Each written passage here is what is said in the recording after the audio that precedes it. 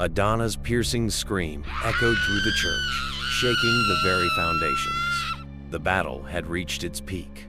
Pastor Chukuma continued his prayers, his voice unwavering despite the chaos around him. "In the name of Jesus Christ, I command you to release him," he declared, raising the cross high. Adana's form began to shift, her once beautiful face contorted, revealing a dark, inhuman essence beneath. Shadows writhed around her as though she were drawing power from another realm. "Obi," Adana cried, her voice a mix of desperation and fury. "You made a promise to me. You are mine." Obi was a simple man with humble beginnings, selling textiles in the bustling markets of Lagos. Every day was the same, shouting prices over the noisy crowd, bargaining with customers, and returning home to his modest apartment. But everything changed on a trip to Port Harcourt. He was there to restock his goods when he first saw her. She was unlike anyone he had ever seen, tall, graceful, and breathtakingly beautiful, with skin that seemed to shimmer like gold under the sun. Her name, she said, was Adana, and her smile lit up the room as if she carried the stars in her eyes. Adana was dressed in a flowing white gown that swayed gently with the breeze, giving her an almost ethereal appearance. Obi couldn't take his eyes off her. She was a customer, inquiring about the finest silk he had in stock. Her voice was soft yet commanding, making the other customers instinctively step aside. As they spoke, Obi felt a strange pull toward her, like she was a magnet, and he was powerless against her charm. Though he didn't understand it, he knew one thing: he had to see her again. That evening, as the city lights of Port Harcourt glimmered on the water, Obi found himself wandering through the streets, searching for Adana. Fate, it seemed, was on his side. He saw her standing by the riverside, gazing at the horizon as if lost in a world of her own. Gathering courage, he approached her. To his surprise, she greeted him warmly, as though she had been expecting him all along. They talked for hours, and Obi found himself promising things he barely understood. "I will always love you," he said without hesitation, his heart racing. Adana smiled, her eyes glinting with an emotion he couldn't decipher. "And I will never leave you," she replied. The words seemed simple, yet they carried a weight that Obi felt deep in his chest. Little did he know that promise would bind him to a fate far beyond his understanding. From that day, Obi's life changed. Adana began visiting him daily, bringing an air of sophistication and luxury to his modest shop. Customers who had once ignored him now flocked to buy his goods, enchanted by Adana's mere presence. Obi's fortunes soared as if touched by magic. He started receiving invitations to exclusive gatherings, met influential people, and his name became synonymous with success. But beneath the surface, questions began to brew. His family and close friends noticed the sudden transformation and voiced their suspicions. How does someone go from struggling to thriving overnight? His brother Chaik asked one evening. Obi shrugged off their concerns, convinced that Adana was simply his lucky charm. Yet, strange things began to happen as dreams were filled with vivid, almost otherworldly images of oceans and coral palaces. He dismissed them as mere fantasies, but in his heart, a seed of doubt had been planted. Obi was too blinded by love and the allure of wealth to see the truth. His promise to Adana had opened a door to a world he couldn't yet comprehend. While everything on the surface seemed perfect, the foundation of his life was beginning to crack. And as his connection to Adana deepened, so too did the mysteries surrounding her. The stage was set, and Obi was about to learn that not all that glitters is gold. Obi's life seemed like a dream come true. His small shop had grown into a luxurious store that drew wealthy customers from across the city. He moved into a spacious house in a highbrow neighborhood, and his wardrobe now boasted designer suits. Yet, for all his success, strange events began to haunt him. It started with the dream's vivid images of a vast underwater palace, where he saw Adana seated on a throne of pearls. The walls shimmered with gold, and creatures unlike anything on land served her. he would wake up in a cold sweat, unsure of what it all meant. At first, Obi dismissed these dreams as products of his imagination, but soon, the unusual occurrences in his waking life grew impossible to ignore. Objects in his house seemed to move on their own. Shadows danced where there was no light, and he often heard whispers calling his name when no one was around. The final straw came one night when he woke up to find Adana standing at the window, her gaze fixed on the moonlit sky. Her reflection in the glass didn't match her movement. It seemed alive, separate, and watching him. Obi confided in his childhood friend Emeka, who had always been the voice of reason. "My brother," Emeka said after listening to Obi's account, "wealth and love are good, but they should not come at the cost of your peace. There's something off about this woman." But Obi laughed it off, brushing aside Emeka's concerns. Adana, to him, was perfect. "You're overthinking," Obi said. "Adana is the best thing that has ever happened to me." However, others began to voice their suspicions. His elder sister Amaka came to visit and immediately felt uncomfortable in Adana's presence. Her eyes, Amaka said later, "There's something unnatural about them. It's as if they see too much, as if they don't belong here." Obi grew irritated with these comments, refusing to let anyone tarnish his perfect image of Adana. But the signs became harder to ignore. One afternoon, while sorting through some papers in Adana's absence, Obi found an old photograph hidden among her belongings. In the picture, Adana stood in the same white gown she had worn when they first met. The strange part was that the photo seemed to be decades old, its edges yellowed and worn. How could Adana look exactly the same after all these years? Questions gnawed at him, but he couldn't bring himself to confront her. That night, the dreams returned, more vivid than ever. This time, he saw himself walking toward Adana in her underwater palace, unable to resist her pull. "You promised me loyalty," her voice echoed in his mind. When Obi woke, his heart was racing, and a chilling realization began to form. Adana was not an ordinary woman. The life he thought he was building on love and hard work was rooted in something far darker than he had ever imagined. Despite the growing unease, Obi tried to hold on to the life he had built with Adana. They married in a lavish ceremony, the kind he had only ever dreamed of. Adana looked stunning in her bridal gown, a vision of elegance and beauty that left the guests in awe. Obi felt like the luckiest man alive. Yet, as he gazed into her eyes during their vows, a strange sensation gripped him, a mix of love and fear. It was as though he were staring into an abyss, both alluring and terrifying. Their married life seemed perfect at first. Adana adorned their home with luxurious furnishings, and Obi's business expanded further, gaining unprecedented success. But while their material wealth grew, Obi's health began to decline. He often felt weak and exhausted, plagued by frequent headaches and a sense of emptiness he couldn't explain. Doctors found nothing wrong with him, leaving Obi to wonder if it was all in his head. Adana, however, remained radiant and untouched by the struggles Obi was facing. Her charm seemed to grow with each passing day, drawing people to her effortlessly. Yet, she was unusually possessive of Obi, discouraging him from attending church or spending time with friends and family. "Why do you need anyone else when you have me?" she would say, her voice sweet but firm.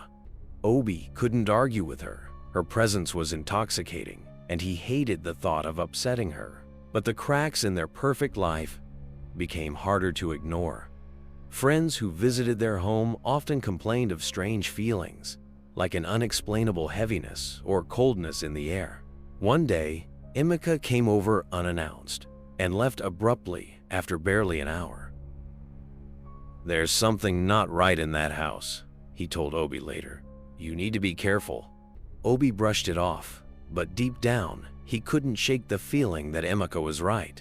As Obi drifted further from his loved ones, he became increasingly isolated, relying solely on Adana for comfort. Yet, the love he once felt began to feel like a trap. The woman who had brought him so much joy now seemed to control every aspect of his life. He wanted to believe that their relationship was real, that Adana truly loved him, but the evidence of something sinister kept piling up. Late one night, as Obi lay awake beside Adana, he heard a voice soft and distant, yet unmistakably clear. "You are mine," it whispered. He sat up in bed, his heart pounding, but Adana was fast asleep. Or at least, that's what it seemed. In that moment, Obi knew he had to uncover the truth, no matter how painful it might be. Determined to find answers, Obi sought help from an elder in his village, a man known for his wisdom and spiritual insight. Pa Nanati listened carefully as Obi recounted the strange events surrounding Adana. When Obi finished, the old man leaned back in his chair, his expression grave. "Your wife," Pa Nanati began slowly, "is not of this world. She belongs to the marine kingdom, and her beauty is her weapon. You made a promise to her, and now she owns your soul unless you fight back." Obi was stunned. The idea that Adana could be anything other than the woman he loved felt impossible. Yet the signs had been there all along: the mysterious wealth, the unexplainable dreams, the way she seemed to control him without effort. "What can I do?" Obi asked, his voice trembling. Pa Nanati handed him a small bottle of holy oil and advised him to seek out a powerful spiritual leader who could help break the bond. "But be warned," the elder added, "she will not let you go easily. You must prepare for a battle unlike anything you've ever faced." That evening, Obi returned home feeling conflicted. Adana greeted him with her usual radiant smile, but for the first time, Obi looked at her differently. He noticed the way her presence seemed to fill the room, almost suffocating in its intensity.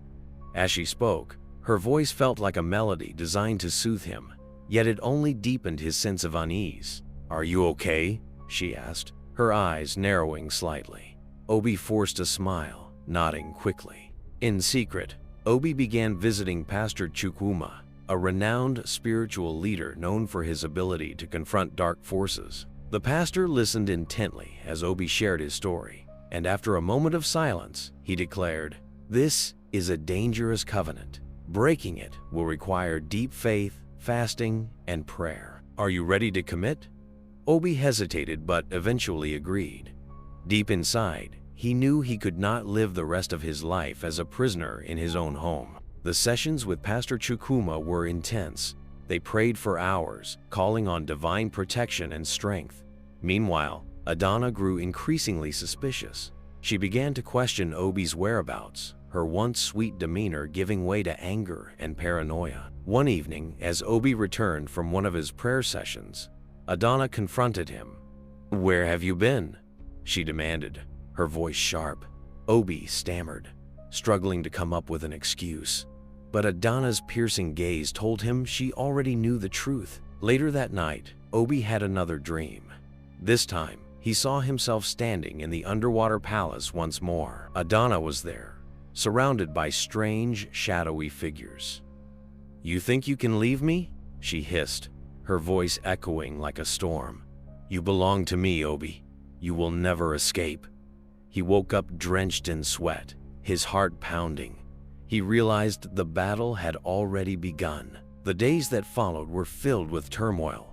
Obi committed himself fully to the spiritual warfare Pastor Chukwuma had warned him about. Together, they prayed and fasted, pleading for divine intervention. But as Obi drew closer to freedom, Adana's hold over him grew more aggressive. She began to display powers he had never seen before. Objects in the house would move without explanation, and her once warm eyes now burned with an unnatural fire. One evening, during a prayer session at Pastor Chukwuma's church, a violent wind tore through the room, extinguishing the candles and shaking the walls. Adana appeared in the doorway, her presence overwhelming. "Leave him alone!" she screamed, her voice echoing unnaturally. The congregation fell silent, many too terrified to move. Pastor Chukwuma stood his ground, holding up a cross and chanting prayers of deliverance. Adana's wrath unleashed chaos. Windows shattered, and the air grew thick with an oppressive energy.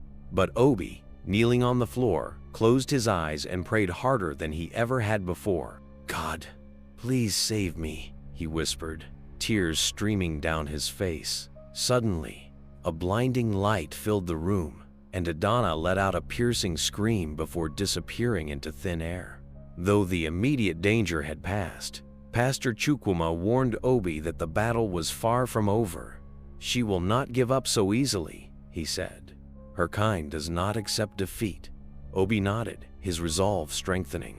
He knew he had to fight for his freedom, no matter the cost. Over the following weeks, Obi continued his spiritual journey, surrounding himself with prayers and fasting. Adana's appearances became less frequent, but when she did appear, her anger was more intense than ever. She began to manipulate his dreams, showing him visions of wealth and happiness, if only he would return to her. But Obi stood firm, rejecting her temptations at every turn. Adana's final act of defiance came in the form of a terrible storm. The winds howled, and rain poured down in torrents as she appeared to Obi one last time. "If I can't have you, no one will," she declared, her voice filled with venom. But Obi, now stronger in his faith, stood his ground. "You have no power over me," he said firmly. "I belong to God, not you." The storm intensified as Adana unleashed her fury. Lightning flashed, illuminating her face, now twisted with rage. "Do you think you can defy me?" she roared, her voice shaking the earth. Obi clutched the holy oil Pa Nanadi had given him and began to pray aloud, his words a desperate plea for protection. The room filled with a blinding light, and Adana let out a scream so powerful it shook the walls. Pastor Chukwuma and his prayer team arrived just in time, joining Obi in his fight. Together, they chanted prayers of deliverance, their voices drowning out Adana's angry wails. The battle raged on for hours, the spiritual tension thick in the air. Finally, with one final prayer, a burst of divine energy filled the room, and Adana vanished in a cloud of smoke, her hold on Obi broken forever. Though Obi was free, the cost of his deliverance was great. His once thriving business had crumbled, and he had lost many of the friends he once held dear. Yet, for the first time in months, he felt a sense of peace he couldn't explain.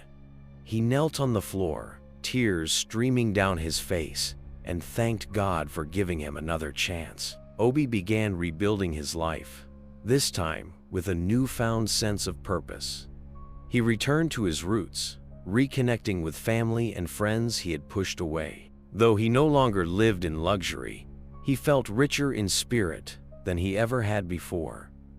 His journey had taught him the importance of humility, faith, and discernment. In time, Obi's business recovered. Though it grew at a slower, steadier pace, he no longer sought shortcuts to success, knowing now that true prosperity came from hard work and integrity. He also became an advocate for spiritual awareness, sharing his story with others and warning them of the dangers of making promises they didn't understand. Obi's story serves as a powerful reminder of the importance of discernment and spiritual vigilance. His experience taught him that not everything that glitters is gold, and that some temptations, no matter how alluring, come with a price too high to pay. True wealth and happiness, he learned, lie not in material possessions, but in a life rooted in faith, love, and integrity. Through Obi's trials, readers are encouraged to seek wisdom and avoid superficial decisions that could lead to spiritual and emotional bondage. His journey underscores the importance of staying true to one's values, even in the face of temptation, and trusting in a higher power to guide and protect. Ultimately, Obi's story is one of redemption, proving that even the darkest battles can lead to a brighter, more fulfilling future.